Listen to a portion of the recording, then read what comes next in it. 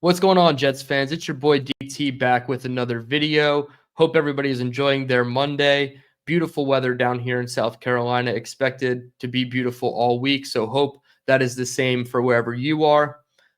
Coming out of Thursday night's loss 27-14 to the New England Patriots in prime time, Aaron Glenn was asked by ESPN's Rich Cimini if he would be making a change at the quarterback position, obviously noting Justin Fields' struggles in that game against the Patriots. Head coach Aaron Glenn responds by saying he's evaluating everything with 10 days of rest and preparation before the Baltimore Ravens matchup in Week 12, including himself as a head coach, the player performances on the field, as well as the offensive and defensive coaching staff and their performance through 10 games. Fast forward to this afternoon, and we get a report first reported by Diana Rossini of The Athletic. The Jets are making the expected quarterback change, switching to Tyrod Taylor from Justin Fields, per sources as Diana Rossini reported. So, obviously, Justin Fields' performances this season have just not been cutting it. Multiple games where his first half is under, 50, 60 yards passing. He ranks dead last in terms of first half passing yards per game.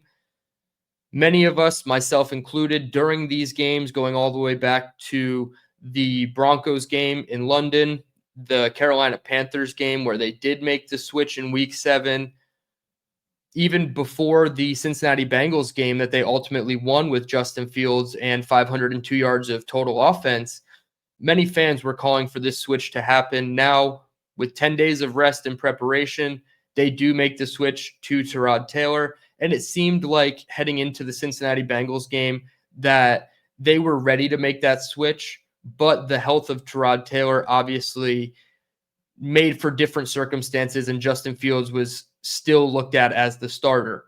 Then they go on to win that game. They have a bye week, and then coming out of the bye week, perhaps Tyrod Taylor just wasn't healthy enough, or they weren't going to make the switch after a win.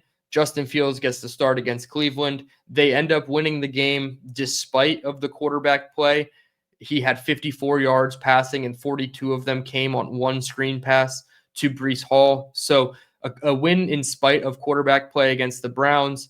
You're not going to make the switch in a short week to Tyrod Taylor going up into New England to play the Patriots, who were and still are red hot in the conference right now with the best record in football.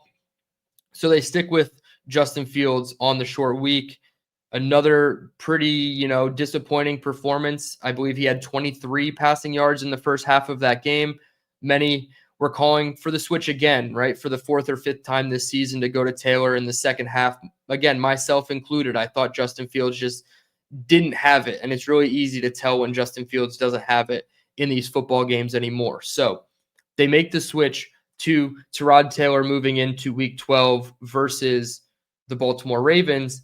And my next concern is, how do they handle Justin Fields being the backup or quarterback 3? And Nick Faria of Jets X Factor says, if the Jets were going to be serious about competing for the rest of the year, then putting Tyrod Taylor as QB1 always made the most sense.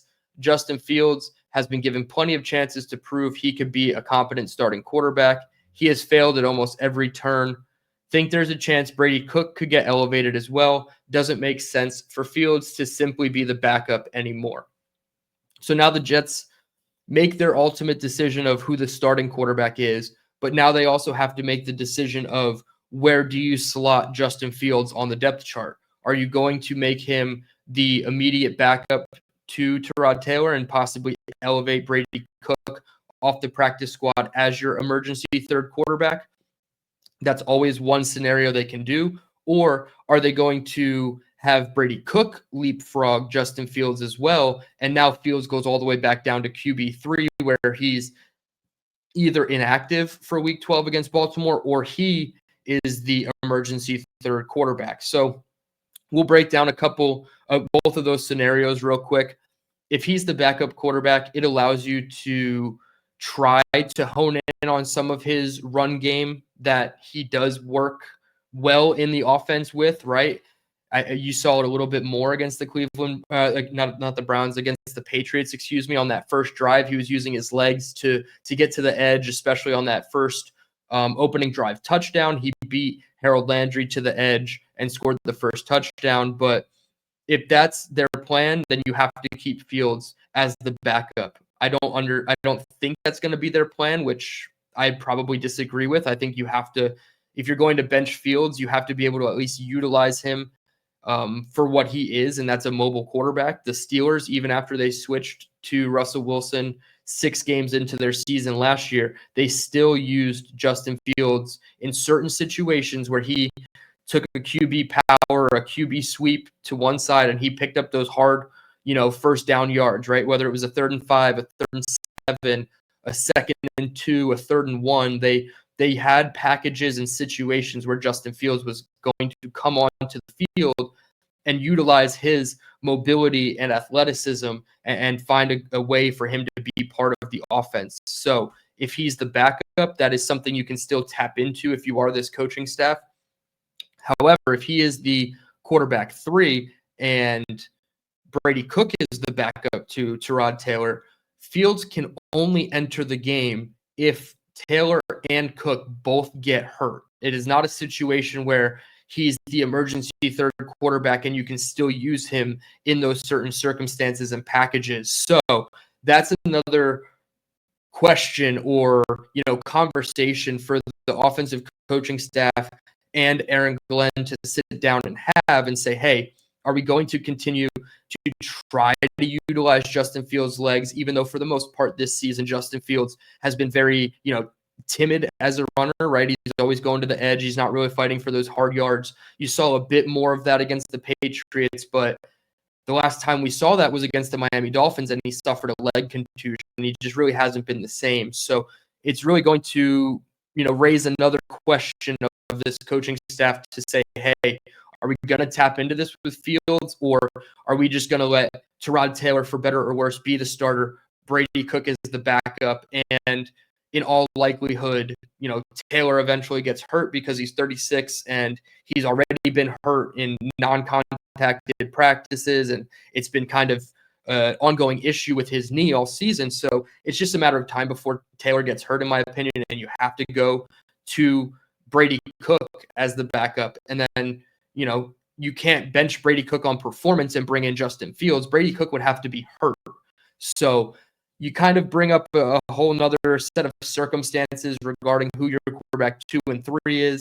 I'm sure we will get more information about that as the week continues. Aaron Glenn, I believe, is set to meet or speak to the media on Wednesday as his next presser availability. So we'll see what he says about the quarterback position. But for now, Tyrod Taylor is the starter Week 12 against the Ravens, perhaps a bit of a revenge game as Taylor was originally drafted to be the quarterback in Baltimore. I had Antoine Staley of the New York Daily News on yesterday to talk about Aaron Glenn, his interactions with the media, where they go forward from at the quarterback position, including this change, which we both expected. So go tune into that episode. I appreciate Antoine for giving us time on his weekend. I appreciate you guys for checking out this video. Hit the like button on your way out. Subscribe if you're new. DT